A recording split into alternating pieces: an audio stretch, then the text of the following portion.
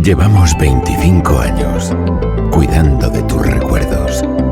Todo Colección, donde viven los recuerdos. Reunir, restaurar, conservar, rescatar del olvido, preservar la gran historia y las costumbres más cotidianas. Detrás de cada colección hay una sensibilidad especial, sentido del deber, constancia y un mar de anécdotas e historias dignas de escuchar. Bienvenidos a Todo Colección, el podcast de los muy ilustres coleccionistas. Entre los 30 centímetros de altura de un Hyperman y los 17 de un Madelman, en el medio los 25 centímetros de estatura y la musculatura de Big Jim. De carácter no bélico y de la mano de Congos, Big Jim, con su pose atlética y espíritu deportivo, intentó conquistar las jugueterías españolas. Bajo la licencia de Mattel, Congos, un fabricante muy recordado por su autocross y rescate espacial, decía que Congos se lanzó al creciente mercado de las figuras de acción, los muñecos con accesorios y muchas ganas de aventuras que marcaron las infancias de las décadas de los 70 y los 80. Entretenimientos analógicos que precedieron a la era Space Invaders y digital. Estás escuchando Todo Colección, el podcast de los muy ilustres coleccionistas. Bienvenido a Todo Colección. En el episodio 90 del podcast del coleccionista, en numeral 90, conversamos con Miguel Ángel Gómez y de Juan, todo coleccionista de pro y autor del libro Big Jim, qué grande eres. Buenas, Miguel Ángel. Gracias por atendernos en el podcast del coleccionista de Todo Colección. Muy buenas, es un auténtico placer. El gusto es nuestro. ¿Cuándo entras en contacto con Big Jim? Pues con Big Jim entro a la edad de unos 5 o 6 añitos, precisamente porque en el trayecto que había entre mi casa y el colegio había una juguetería. Yo, como todos los niños de la época, pues nos quedábamos pegados en el cristal del escaparate para ver los juguetes, para ver las novedades. Y recuerdo cuando vi una caja que me llamó bastante la atención, que en concreto era el Doctor Acero de Big Jim. Me llamó mucho la atención porque era un muñeco diferente a los demás, a lo que habíamos visto hasta ese momento. Se puede decir que fue amor a primera vista. Me obsesioné con ese muñeco y hasta tal punto que cada vez que me preguntaban para Reyes, para mi cumpleaños, que era cuando se regalaba antes nada más, qué es lo que quería, yo siempre pedía lo mismo, siempre pedía un Doctor Acero y un Doctor Acero. Y ya te digo, muy temprana edad, 5 o 6 añitos.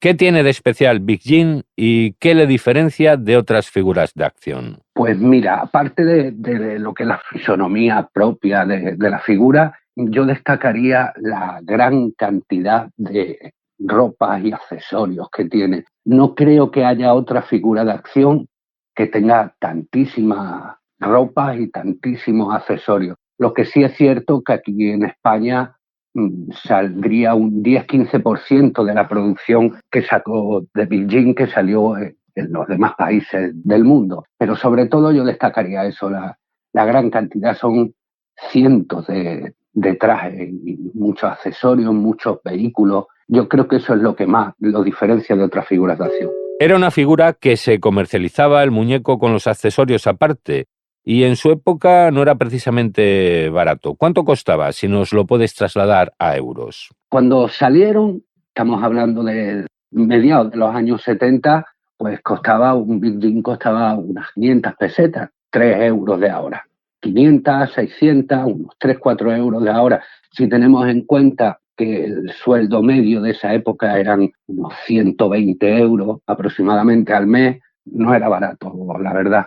Y después también, claro, tenía las ropas, costaban 150 pesetas, 200 pesetas. Tengo algunos blisters que tienen todavía el precio marcado en pesetas, sería 1 euro, euro y medio. Y después había otra blister de ropa que era un poquito más grande, que salió del oeste, que ya traía algún accesorio, y esa costaba 350 pesetas, 2 euros y medio por ahí.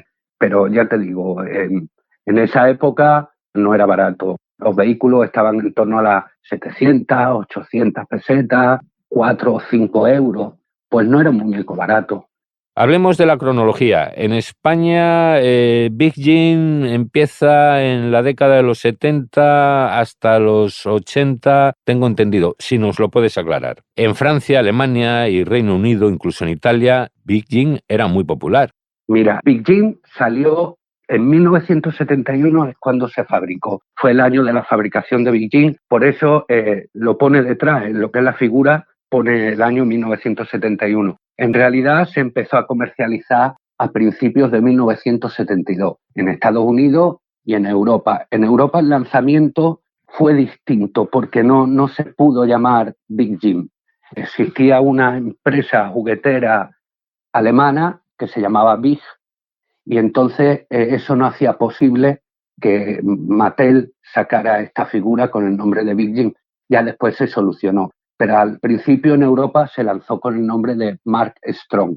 Aquí en España no llegó hasta finales de 1974. El final de la producción de Big Jim varía según el país, porque, por ejemplo, en Estados Unidos fue muy breve, finalizó en 1977. En España finalizó en 1982 y en el resto de Europa, sobre todo el último sitio donde más aguantó Big Jim fue en Italia, que terminó la producción en 1987. Donde más pegó, sin duda, fue Francia y Alemania, también, que sacó su línea del oeste con un propio nombre que se llamaba Karl May, dedicado a un escritor famoso de novelas del oeste y de aventura, que era alemán. Y en Italia, sobre todo en Italia, que de hecho hoy en día es donde más coleccionistas hay, donde hay un mercado bastante extenso de figuras Big Jim y de accesorios, mucho más que aquí en España. Aquí estuvo desde, ya te digo, desde 1974, finales, principios del 75, hasta el 82, que realmente en el 82 salió la última figura, que era la dedicada al Mundial. Venía en una caja especial que venía detrás escrita las sedes de donde se iban a jugar los partidos del Mundial, venía vestido con selección española, y ese fue el último que salió. El anterior a ese salieron en 1978, 79 y en el 81 el agente secreto. Se sacó muy poco aquí en España, por eso tal vez aquí no se tiene tanta memoria histórica como por ejemplo de Madelman o de Hyperman, estuvieron más años. Sí se sacó casi toda la producción aquí. De Big Jim ya te digo que aquí en España solo salieron 17 figuras y accesorios y vehículos un 10-15% de la producción que se sacó en el resto del mundo. ¿Qué diferencias fundamentales tiene Big Jim con Hyperman y los Madelman? Precisamente Big Jim lo sacó Mattel para hacerle la competencia al G. Joe de Hasbro, que es el Hyperman que conocimos nosotros. Para hacerle la competencia miraron en el G. Joe, eran los puntos débiles, y encontraron dos muy característicos. El tamaño del Hyperman, con 30 centímetros, hace que los accesorios, los vehículos, tengan un tamaño considerable, lo cual es más costoso de producir, más costoso de distribuir y de almacenar, por supuesto. Y otra característica fundamental es cuando le quitas la ropa. Cuando desnudas a un G. Joe, le ven los remaches, ven las articulaciones como si fuera un maniquí de dibujo, y esos eran los puntos débiles que Mattel le vio. Por lo tanto, lo que quiso fue quitar todo eso en una figura que fuera para ellos bastante más perfecta, que era Big Jim. Entonces Big Jim no se le ven las articulaciones de los codos, no se le ve remache por ninguna parte. Madelman igual, le quitas la ropa y pierde bastante, tiene un tornillo por detrás, en fin, están fabricados para ir vestidos. Big Jim tuvieron en cuenta eso y por eso sacaron una figura que desnuda, que se viera de calidad, que no se viera en remache. De hecho, por eso trae los brazos de goma, porque usaron, digamos, la tecnología de la época, que era la que usaron con las piernas de Barbie. Las piernas de Barbie tenían las articulaciones por dentro de una goma, un látex, para que no se viera la rodilla, para poderla sacar no se le veían los tobillos, para poderla sacar con las faldas, con esas cositas y que no se le viera. Eso es lo que intentaron hacer con Beijing. En principio querían hacerlo el cuerpo entero, pero claro, el coste de producción ya era bastante elevado, así que lo dejaron solo para los brazos. Aparte, quisieron darle más juego a la figura y que fuera en cierto modo un poquito interactiva. Y por eso le hicieron el mecanismo que mueve el brazo, que se llama Karate Chop, que la idea principal era que pudiera lanzar una bola, que pudiera romper una tabla, cortar con un hacha un tronco.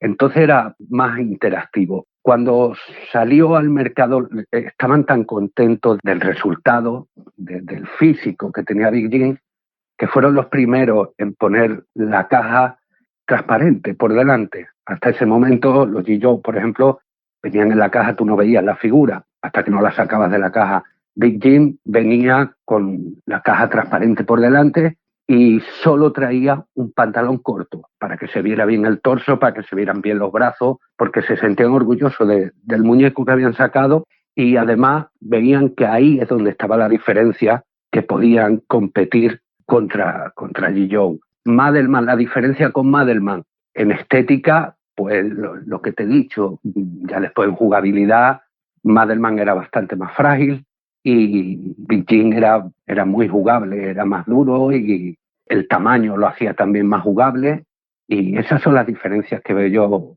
a destacar sobre todo. Si eres coleccionista, caerás en nuestras redes.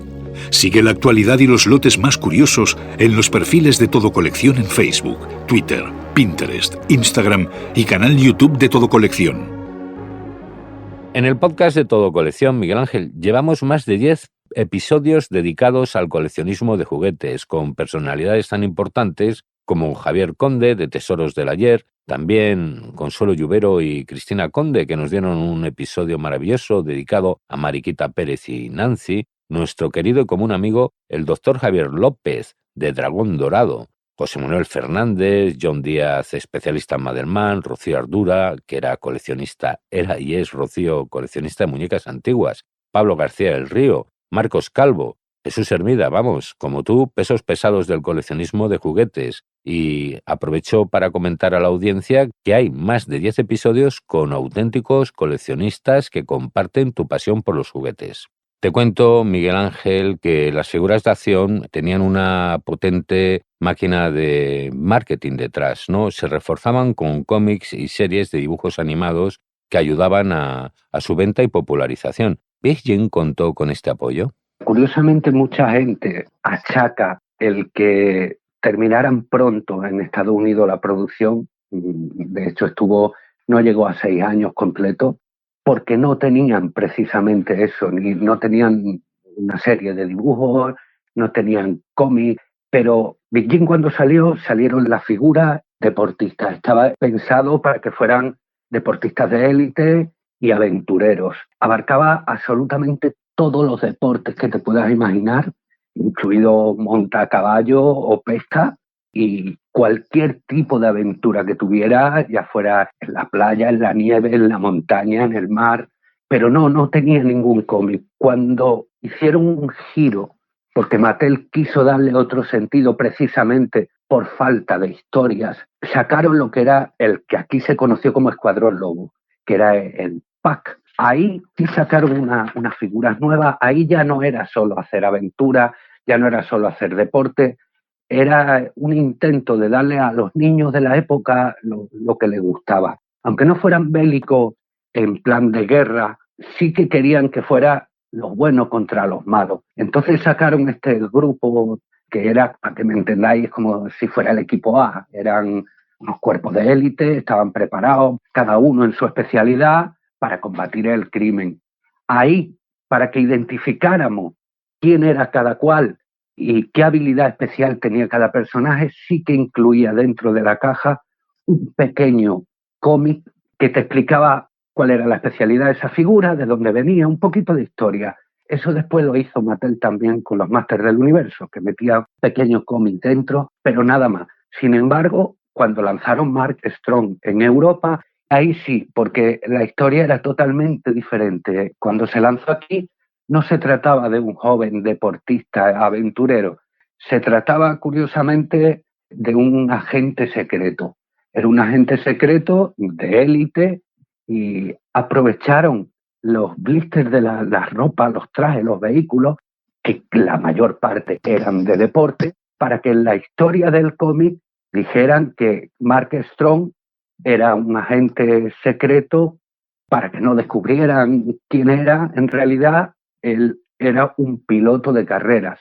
Entonces, todos estos trajes los aprovechaban para sus aventuras como si fueran disfraces para poder llevar a cabo pues, las misiones secretas. Y ahí sí salió una tirada de cómic, pero nada más. Ya después no hubo una serie de televisión, no hubo ningún cómic más. Eso hizo bastante mella en que no se desarrollara más, porque a falta de historias, a falta de más enemigos, van sacando y se quedan al final sin idea.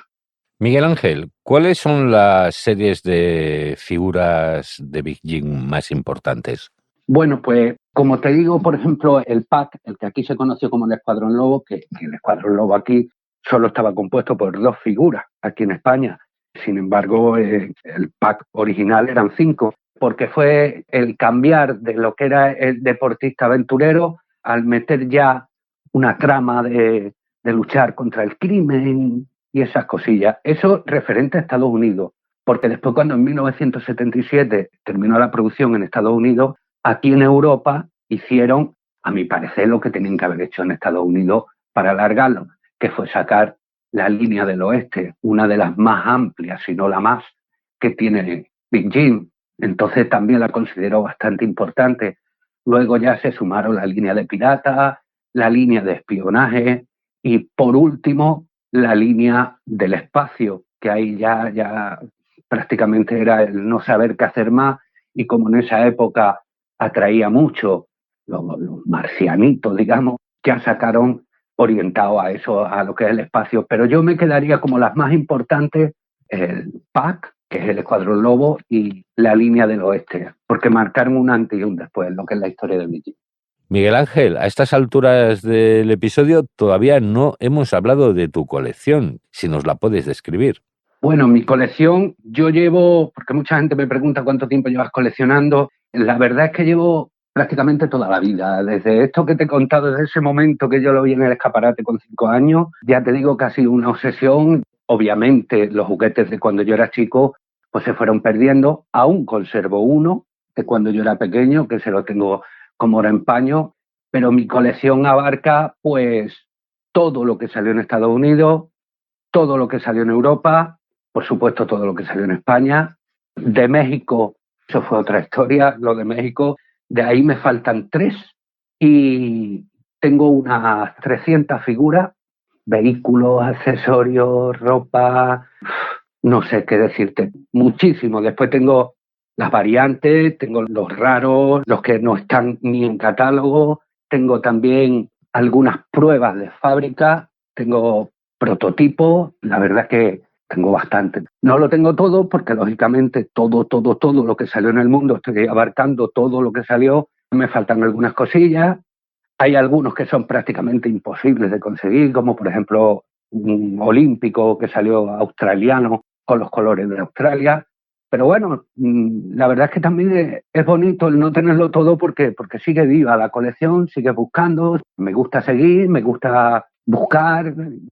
Es lo bonito del coleccionismo, no solo tenerlo todo, sino la aventura. Detrás de cada pieza hay una aventura, hay una historia. Y sí, mi colección es amplia, es grande, pero todo no lo tengo, lógicamente. ¿Ya disfrutas de Todo Colección en la palma de la mano? Descarga la aplicación de Todo Colección en tu móvil. Compra, vende, negocia, puja. Consulta en tiempo real Todo Colección, donde viven tus recuerdos. Antes mencionabas México. ¿Qué nos puedes comentar de Big Jim en Hispanoamérica? Y de paso, un gran abrazo para nuestros oyentes allende la mar Océana. Pues mira, Big Jim en Hispanoamérica salió en México, aparte de, si podemos considerar Puerto Rico, porque ahí sí van las mismas cosas de Estados Unidos, van para Puerto Rico, allí también se vendió. Pero México es una historia parecida a la de España. Son los 2 únicos países donde se comercializó bajo la licencia de Mattel, pero otra empresa juguetera. En este caso, en México, fue Cipsa. Te hablo de México porque en los demás países de Latinoamérica no se fabricó, no se comercializó. En México lo sacó Cipsa y lo cambiaron todo, lo hicieron para ellos. Fue una cosa, lo que hemos hablado antes de los cómics, que no iban acompañados en ningún lado. En México sí, en México lo sacó la editorial Novaro, sacó muchos cómics que iban acompañando a la figura, se llamó Kid Acero, figuras que no se vieron en ningún otro sitio. Está el hombre invisible, está el hombre biónico, el brazo bala, el garfio, son exclusivas de allí, no salió en ningún otro sitio. Y curiosamente, en México no salió ninguna figura como las que tenemos nosotros aquí. Bueno, Big Jim sí era el mismo, pero se llamó Kid Acero, el Doctor Acero de aquí, allí se llamó Doctor Drago. En fin, sacaron una historia paralela a las figuras, que eso hacía que los niños de allí de México disfrutaran muchísimo más, y fue tanto el éxito que tuvo allí, que por otra parte no eran baratos y el poder adquisitivo no era fuerte allí, pero aún así dejó tal huella que ahora mismo en México hay grupos de coleccionistas muy, muy, muy buenos, que saben muchísimo, que cuidan muchísimo de las piezas, que las rescatan, que incluso han buscado las formas de hacer moldes para sacar un pie, para repararlo, para restaurar una mano, que arreglan una cabeza. Es increíble la afición que tienen, no la comparo con ningún otro país. Y ya te digo que en Italia hay muchísimos coleccionistas, son más puristas, son más de cómo tenía que salir, con la ropita que tenía que salir, pero en México es otra historia distinta. Para los coleccionistas de aquí, del otro lado del charco, son las figuras que más nos cuesta conseguir, son figuras deseadas, codiciadas, y eso le aporta, no sé, un poquito de interés añadido al querer coleccionar una cosa que solo salió en un país en concreto, que no es el mismo Beijing de Alemania, de Italia, de Francia. Allí son figuras distintas y la verdad es que hicieron un trabajo maravilloso. Eso en cuanto a Cipsa, porque después salió otra empresa que se llama Aurimat, que eso ya sí tenía más participación con Mattel, que es la que sacó simplemente la línea 007. Fue el único país donde se pudo poner 007. Aquí en España y en Europa fue 004. No tenían la licencia para poderle poner 007, pero allí en México sí. Y también sacaron, ya esas piezas eran más como las que había aquí en Europa, lo que es la serie de espionaje. Pero la anterior, la que es de Cipsa, eso hicieron obras de arte. Para mí son de las más bonitas que han salido de lo que es el mundo Beijing. Y Miguel Ángel, ¿cómo aguantan el paso del tiempo si hay que conservarlos de forma especial? Pues sí, la verdad. Sobre todo depende en el país donde lo hayan fabricado, aguantan de una manera o aguantan de otro. La lástima es que el que peor se conservan son los españoles, sobre todo los de la última época de Congo, porque los primeros que salieron aquí en 1974, principios del 75, aunque los comercializaba Congo, lógicamente, estaban fabricados en Portugal, eran made in Portugal, que además también es curioso porque en Portugal nunca se vendió Big Jim y ellos lo fabricaban. Después tienen un problema que viene precisamente por querer innovar, por querer que Big Jim fuera distinto. Ese invento que hicieron de los brazos, ese látex que recubre el brazo, eso hace una reacción química prácticamente con cualquier plástico que le pongas alrededor. Qué curioso. Por eso podemos ver que la mayoría de los Big Jim, sobre todo de Congos, tienen las axilas derretidas. Y eso se debe al contacto con la goma del brazo. De hecho, si apoya ese brazo en un coche, por ejemplo, en cualquier vehículo, en cualquier plástico de los accesorios de Big Jim, lo acaba derritiendo. Entonces, la conservación es delicada. Ten en cuenta que tienen 50 años. Y yo lo que siempre recomiendo es proteger los brazos contra las axilas. Yo suelo poner papel de horno, lo suelo poner en medio, hace que, claro, lógicamente que no estén en contacto y evitar la reacción. Después también son muy sensibles a las altas temperaturas, Y hay que tener cuidado. Si lo tienes mucho tiempo con las botas puestas y no tiene tela entre medio o no tiene papel entre medio, la misma goma de la bota también va derritiendo, deja una marca en lo que es la pierna. Hay algunos modelos que también la cabeza deja marca en el cuello. Sin embargo, por ejemplo, los italianos, los últimos que salieron, que ya directamente pone Made in Italy, eso han aguantado el paso del tiempo perfectamente. Los que están bien cuidados prácticamente están nuevos, no tienen marca ninguna. Los americanos se suelen poner, la goma de los brazos se suele coger un color verdoso y se ven un poquito estropeados. No llegan a derretir tanto como los españoles, pero sí que se deterioran con facilidad, la verdad. Hay que tener mucho cuidado con ellos, que no le dé mucha luz directa del sol, que no tengan temperaturas altas y ya te digo, y tener cuidado con los brazos sobre todo, de no apoyarlos en nada. Yo he visto a lo mejor Big Jim puestos en el coche que traía el Corvette de Big Jim y claro, en la foto, en los catálogos, en la caja, se ve cómo están apoyados con los brazos encima de la carrocería. Eso si lo tienes así expuesto, en menos de un año te has cargado el coche. Lo derrite, vamos, lo derrite. Entonces hay que tener mucho cuidado con ello. Es que estamos hablando de un muñeco que los hay de 51 años, 50-51 años, vamos. Miguel Ángel, ¿cómo va la cosa de los repuestos y si hay alguna reedición a la vista? Pues mira, los repuestos es buscando, mucho buscar. Lo principal es saber qué es lo que busca, lógicamente. Entonces, es algo muy bonito también del coleccionismo. A mí es una de las partes que más me gusta, la investigación.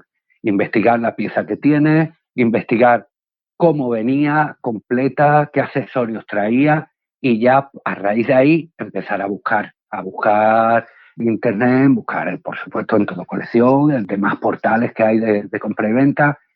Y ahí vas a encontrar, digamos, lo más común, entre comillas. De vez en cuando sí te sale alguna cosa que te tira de los pelos cuando la ves, pero ya cuando tienes prácticamente casi todo, te faltan algunas cosillas así más difíciles, el mercado está fatal. Entonces ya tienes que acudir directamente pues, a amigos coleccionistas, sobre todo de fuera de España, para conseguir piezas que no las hay ni siquiera a la venta.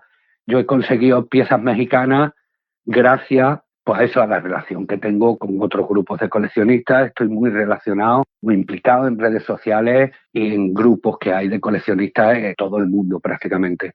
Entonces, ya con el tiempo pues haces amistad. Hay mexicanos pues, que le pides y ellos te lo buscan allí, lo encuentran, te lo mandan. En Italia también me ocurre lo mismo. Tengo buenos amigos coleccionistas italianos que cuando me hace falta alguna piececita yo ya se los tengo avisado y cuando la ven pues se acuerdan de mí. Lo mismo pasa al revés.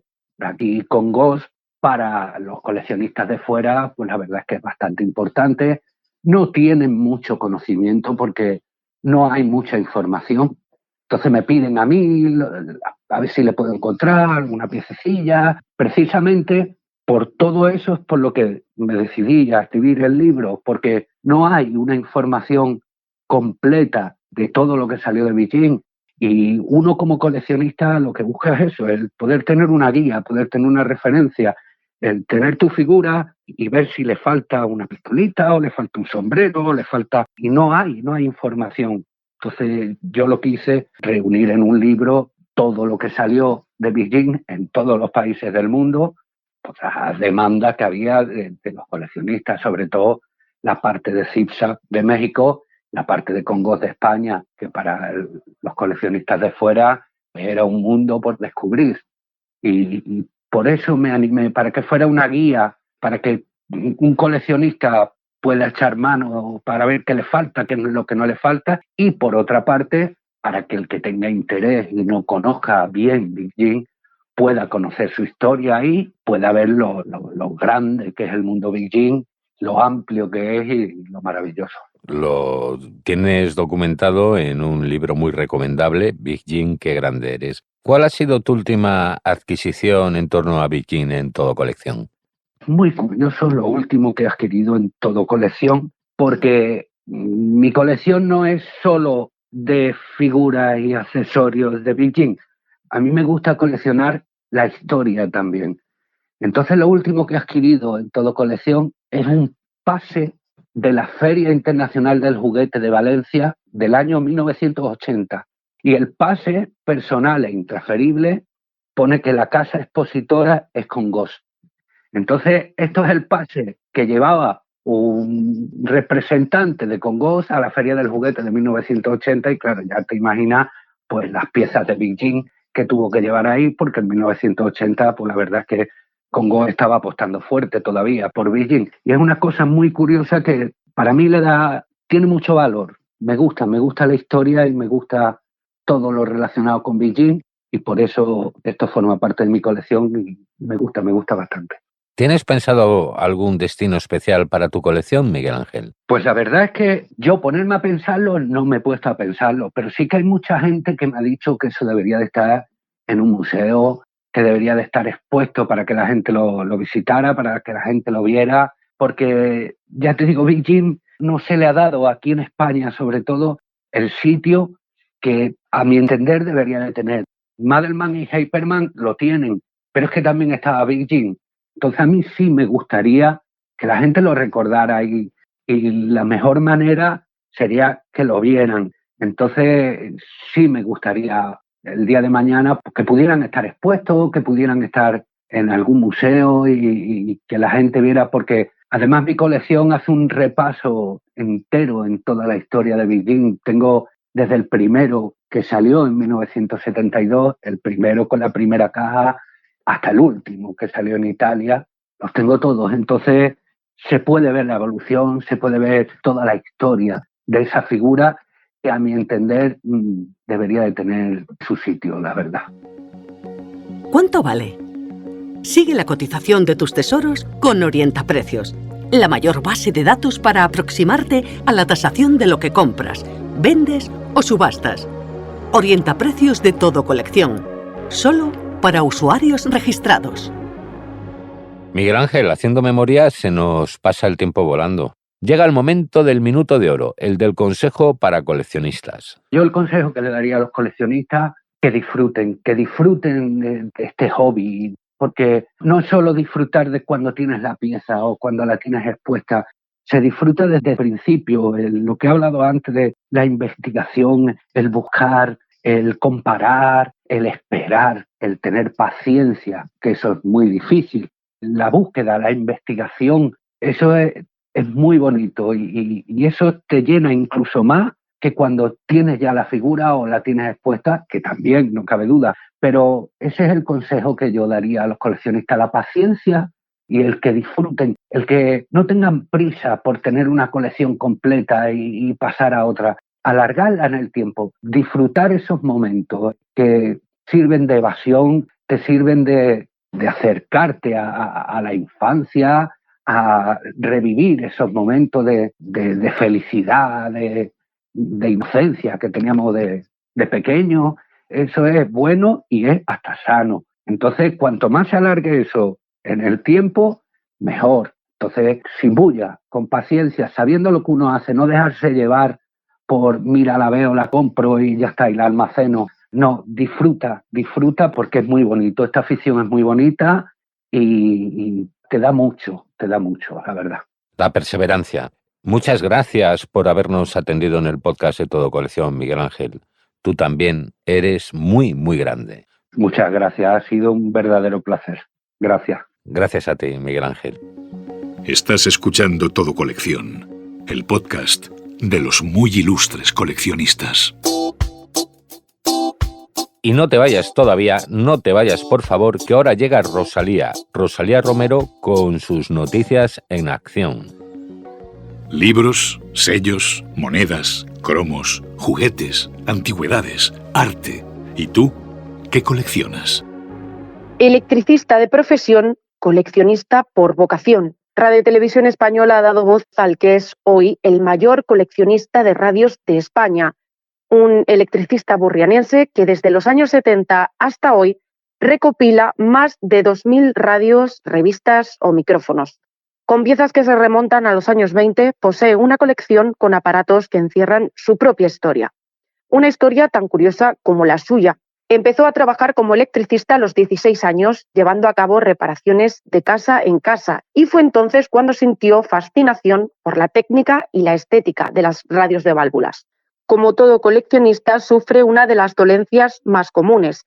El espacio requerido para albergar a sus queridos aparatos radiofónicos se le queda pequeño y echa mano de casa ajena, la de su madre, la de su suegra y un garaje que utiliza para dar cobijo a sus inquilinos. Con una exposición permanente abierta durante 8 años a punto de desmontarse debido a su jubilación, este burrianense aspira a conseguir un local donde reunir a todos sus aparatos radiofónicos y confiesa que su sueño es montar un museo de la radio, el medio de comunicación por el que siente verdadera pasión. Si tú también estás en sintonía, tienes a tu disposición radios de válvulas, transistores, gramófonos y gramolas, amplificadores o micrófonos en la Semana de la Radio que celebramos del 7 al 13 de febrero en Todo Colección. Pues hasta aquí el episodio de hoy. Gracias por dejarnos un comentario. Ya sabes, es fácil, gratis, y un me gusta con el pulgar hacia arriba nos anima a continuar con esta tarea divulgadora de la cultura del coleccionismo. Si quieres sumarte a esta apasionante misión, envíanos un email a comunicación@todocoleccion.net. Insisto en que te cuides y te recuerdo que para tus compras y ventas, con el servicio de envíos de Todo Colección y Pago TC, la vida es más sencilla. Aquí, a pie de micro, te habla Ignacio del Valle. Nos vemos, nos escuchamos en el próximo episodio de Todo Colección, donde viven los recuerdos más entretenidos. Fin de la cita. Hasta el próximo episodio de Todo Colección, el podcast de los muy ilustres coleccionistas. Seguimos en contacto en el Facebook, Twitter, Pinterest, Instagram y canal de YouTube de Todo Colección.